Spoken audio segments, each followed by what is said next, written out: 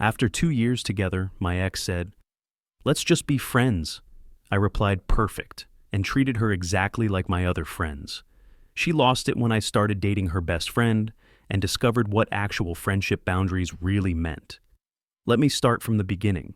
I'm a 27-year-old software architect, making $145,000 annually, and I thought I had my life figured out. Tara, my girlfriend of 2 years, was 26 and worked in marketing at a small firm. We'd been living together for 1 year in my downtown apartment, splitting expenses 60-40 since I earned significantly more. I thought we were solid, talking about her sister's wedding next summer, where I was supposed to be her +1, discussing future plans, the whole relationship trajectory. Then came that random Thursday evening 3 weeks ago. Tara sits me down with that look I'd seen friends describe but never experienced myself. "We need to talk." I already knew where this was heading, so I just said, "Okay. I love you, but I'm not in love with you anymore. I think we should transition to being friends." "Transition?" I asked, genuinely curious about her choice of words. "Yeah, we get along so well, have the same friend group, similar interests. We'd make amazing friends, but not amazing partners." She looked uncomfortable as she continued. "It's not like that. I just need to find myself, explore who I am outside of us. But I don't want to lose you completely." Here's what killed me about the whole thing. She said all this while already having packed a bag. Her friend Marissa was picking her up in an hour. She'd planned this entire conversation down to having somewhere to stay, complete with an exit strategy. "You've already got this figured out," I observed. "I knew you'd be upset. Marissa said I could crash with her while we figure out the living situation." "The living situation?" "Well, yeah, we'll need to sort out the apartment, but there's no rush. We're adults. We're friends. We can make this work." I sat there for a minute processing this. 2 years together, living together, talking about kids someday, and now she wants to be buddies. As someone who analyzes complex systems for a living, I recognized this pattern immediately. She wanted to maintain all the emotional benefits of our relationship while eliminating her commitment obligations. Essentially, she wanted me as her backup plan while she explored other options. "Okay," I said simply. She looked surprised. "Okay? Yeah, let's be friends. You're right. We should be able to make this work as adults." She actually smiled, relieved, like I'd just agreed to her perfect plan where she gets to dump me, but keep all the benefits of having me in her life. "Oh, thank God. I was so worried you'd hate me or make this difficult. See, this is why we're perfect as friends." Marissa picked her up that night, giving me this pitying look like I was some kicked puppy. I just waved goodbye, already formulating my approach. The next morning, I did exactly what Tara asked. I treated her like a friend. And that's when I learned she had a very different definition of friendship than I did. Her first text came at 7 a.m. "Hey, hope you slept okay. Could you drop off my work laptop? I forgot it in the rush." "Sure, I'll leave it at the front desk of your office Monday." "Can't you bring it by Marissa's? I need it for the weekend." "I've got plans. Monday works better for me." "Plans? What plans?" "Friend stuff." She didn't like that response, but what was she going to say? We're just friends now, and friends don't drop everything for each other. Friends have their own lives and priorities. Saturday, she texted again. "Hey, Marissa and I are going to that new brunch place. Want to come?" "Thanks, but I'm good. Have fun." "Come on, we always do Saturday brunch." "That was when we were dating. Enjoy your meal." 2 hours later. "This is weird. Why are you being like this?" "Like what?" "Distant, cold." "I'm being friendly. Literally what you asked for." Week 2 of our new friendship arrangement, and Tara was starting to crack. See, when she said, "Let's be friends," what she meant was, let's keep everything exactly the same, minus the romance and your expectation of commitment. What I heard was, let's have appropriate boundaries like I do with all my other friends. As a systems architect, I'm trained to establish clear parameters and maintain consistent protocols. In my professional network, I maintain friendly relationships with dozens of colleagues, and none of them have unrestricted access to my personal space, finances, or time. Friendship has structure. She showed up at the apartment Tuesday while I was at work, still had her key, helped herself to groceries, did some laundry, even took a shower, left me a note, borrowed some stuff. Hope that's cool. I texted her that evening. Hey, noticed you came by. I'll need the key back when you get a chance. What? Why? My friends don't have keys to my place. But I still have stuff there. We can arrange times for you to get your things, just like friends do when they need to pick stuff up. This is ridiculous. We live together. We used to live together. Now we're friends. Different relationship, different boundaries. She came by that evening, furious. You changed the locks. Rekeyed them. Standard security protocol. You no longer live here. I handed her a box of her immediate necessities. Here's your stuff. I can't believe you're being so petty. Petty? I'm treating you exactly like I treat my friends. None of them have keys to my place. But I'm not just any friend. According to you, that's exactly what you are. The entitlement started showing immediately. She expected to still be my emergency contact, still be on my Netflix account, still have access to my Amazon Prime. When I removed her from these services, she acted like I was being vindictive rather than establishing normal friend boundaries. But the real test came that weekend at our mutual friend group's game night. I showed up solo, feeling genuinely good for the first time in weeks. She showed up with some guy named Connor, loudly announcing to everyone, "This is Connor, we met at yoga." Connor seemed nice enough, clearly brought as a prop to make me jealous. I shook his hand, welcomed him to game night, then proceeded to destroy everyone at Codenames while paying them zero special attention. Halfway through the night, Tara cornered me in the kitchen. "You don't even care that I'm here with someone else." "Why would I? We're friends. Friends date people." "You're not even a little jealous?" "Are you jealous when your other friends date people?" "That's different." "How?" She couldn't answer because there was no answer that didn't admit she wanted me to pine for her while she found herself. But here's what made the evening interesting. Marissa had been extra friendly all night. Kept finding excuses to talk to me, laugh at my jokes, touch my arm during conversations. I wasn't trying to make anything happen, just being my normal self without Tara's constant presence overshadowing every interaction. The next morning, Tara texted, "What was that with you and Marissa last night?" "What was what?" "You know what? The flirting. We were just talking, friends talk. She's my best friend. And I'm your friend too, right? Friends can be friends with each other's friends." Radio silence for 3 days. Then Thursday, she tried a new approach. "I think I made a mistake." "About what?" "Us. Maybe we should talk." "Sure. What's up?" "In person. Over dinner. Our place. I mean, the Italian spot we always go to. I actually have plans, but we could grab coffee Saturday afternoon if you want to chat." "Plans with who?" "Does it matter? Friends don't need to report their schedules to each other." "Is it Marissa? Coffee Saturday or no?" "This isn't how friends act." "This is exactly how friends act. You're thinking of how boyfriends act. Common mistake." 3 weeks into Tara's finding herself journey, and things weren't going as planned. Connor from yoga ghosted her after 2 dates. Turns out he wasn't interested in being anyone's rebound validation experiment. Meanwhile, I was genuinely living my best life as a single professional with excellent boundaries and a clear understanding of my worth. That's when Marissa made her move. Thursday night text. "Hey, random question, but I have an extra ticket to that comedy show Saturday. Interested?" Now, I need to be absolutely clear here. I didn't pursue Marissa. Didn't even think of her romantically until she started showing genuine interest. But she was fun, attractive, smart, and most importantly, knew exactly what she wanted. No games, no transitions, no keeping me as a backup emotional support system. "Sure, sounds fun." "Great. Fair warning though, Tara's being weird about us hanging out. Just wanted you to know." "Noted. Still interested if you are." "Definitely. Pick me up at 7. Saturday came, and I got dressed up properly for the first time in months. Felt good to be going on an actual date rather than managing someone else's emotional uncertainty. As I'm heading out, my phone explodes with calls and texts. "Are you serious right now?" "About what?" "Marissa told me you're taking her out. She invited me to a comedy show."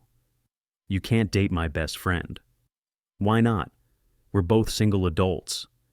Because it's girl code, she can't date my ex. I thought I was your friend, not your ex. You know what I mean. I really don't. Friends don't have dibs on who their other friends can date. She called 17 times during my date. I put my phone on silent and had the most genuinely fun evening I'd experienced in months. Marissa was actually hilarious, something I'd never noticed when she was just Tara's friend in group settings. We talked about everything except Tara, at least until the end of the evening. I should probably tell you, Tara's losing it, Marissa said as I walked her to her door. She called me crying, saying I betrayed her. How do you feel about that?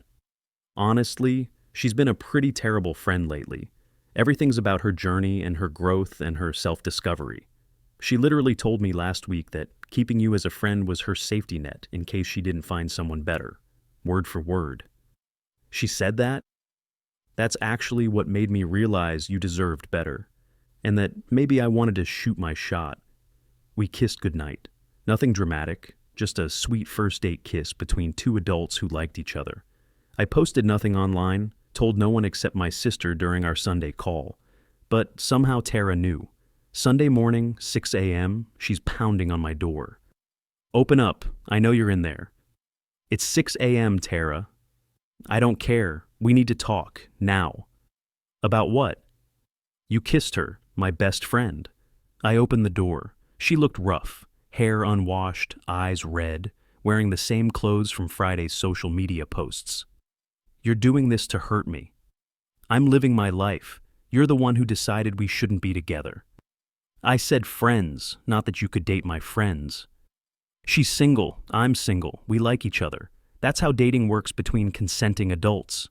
She tried to push past me into the apartment. I blocked her path. You don't live here anymore. I have things inside. Then schedule a time to get them, like we discussed. You're being cruel. I'm maintaining boundaries. There's a difference. That's when Tara's real entitlement showed.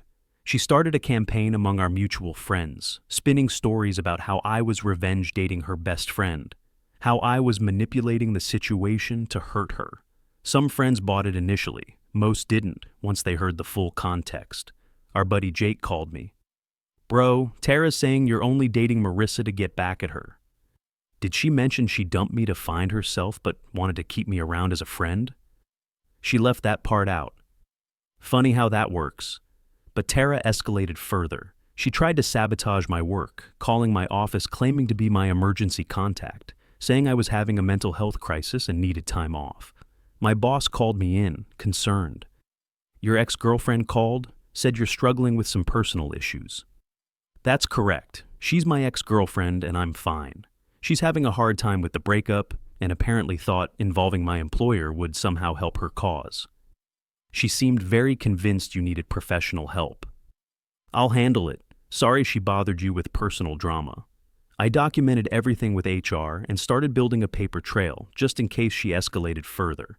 In my professional experience, you always document behavioral patterns that could impact your career.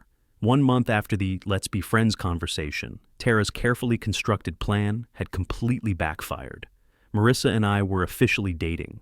Nothing overly serious yet, just enjoying each other's company without manufactured drama. Tara was spiraling. She tried everything to break us up. First, she attempted to turn Marissa against me by sending her screenshots of our old conversations, love notes I'd written, photos of us together.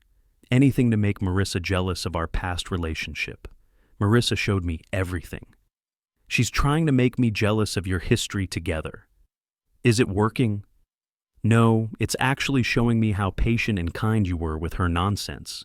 Then Tara tried the nuclear option. 2 a.m. text. We need to talk. I'm late. Late for what? You know what I mean. I'm pregnant. Congratulations. Who's the father?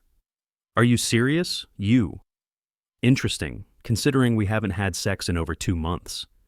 It can take time to show up on tests. And you've been with how many guys since then? Connor from yoga, that guy from the bar you posted about? I can't believe you're accusing me of lying. I'm not accusing, I'm doing basic math. If you're pregnant and think it might be mine, let's handle this properly. Doctor's appointment, paternity test, when it's viable. Radio silence. Next day. False alarm, got my period. Convenient. But the real meltdown came when she realized I'd been serious about properly dividing our shared financial obligations. When she left, she apparently assumed I'd keep paying for everything, while she found herself, the apartment, utilities, our shared phone plan we'd gotten for the discount. Her mom called me. "What's this about you canceling Tara's phone?" I removed her from my plan. She needs her own service now. But she can't afford that right now. Then she should have considered that before ending our relationship. You're being petty after 2 years together. I'm being practical. Friends don't pay each other's phone bills. She made a mistake. She realizes that now. Then she's learned a valuable lesson about consequences. The peak entitlement came when Tara discovered Marissa and I were planning a weekend trip to the same beach town where Tara and I had gone for our 1-year anniversary. She sent a novel-length text about how I was rewriting our memories and disrespecting what we had. How dare you take her to our special place? It's a public beach. You don't own it. You know what you're doing. Yeah, taking my girlfriend on a nice weekend trip. She's not your girlfriend. She's my friend. Was, past tense. She dropped you after you tried to guilt trip her for being happy. That's when Tara made her biggest mistake. She showed up at Marissa's workplace and caused a scene. Security had to escort her out. Marissa's boss was not amused by personal drama, disrupting their professional environment. Marissa called me, shaken. She's completely lost it, screamed that you stole her life, that I betrayed her, that we planned this whole thing to hurt her. I might have to file a restraining order. Do what you need to do. This is insane. The restraining order was the wake-up call Tara needed. Well, that and getting fired from her marketing job for missing too many days while having her various meltdowns. Turns out finding yourself is difficult when you're also stalking your ex and his new girlfriend. Last I heard from mutual friends, she moved back in with her parents. She's in therapy now, court-mandated after the workplace incident. She's blocked on everything by both Marissa and me. Connor from yoga is dating someone else and posts about it constantly, which apparently bothers her. She works part-time at a bookstore now. The entitlement never fully broke, though. She sent one final email before I blocked that too. I hope you're happy. You got everything you wanted. You turned my best friend against me, made me look crazy, ruined my life, all because you couldn't handle being just friends. I tried to let you down easy, to keep you in my life because I cared about you. But you had to be vindictive. You had to win. Well, congratulations. You won. You and Marissa deserve each other. I didn't respond.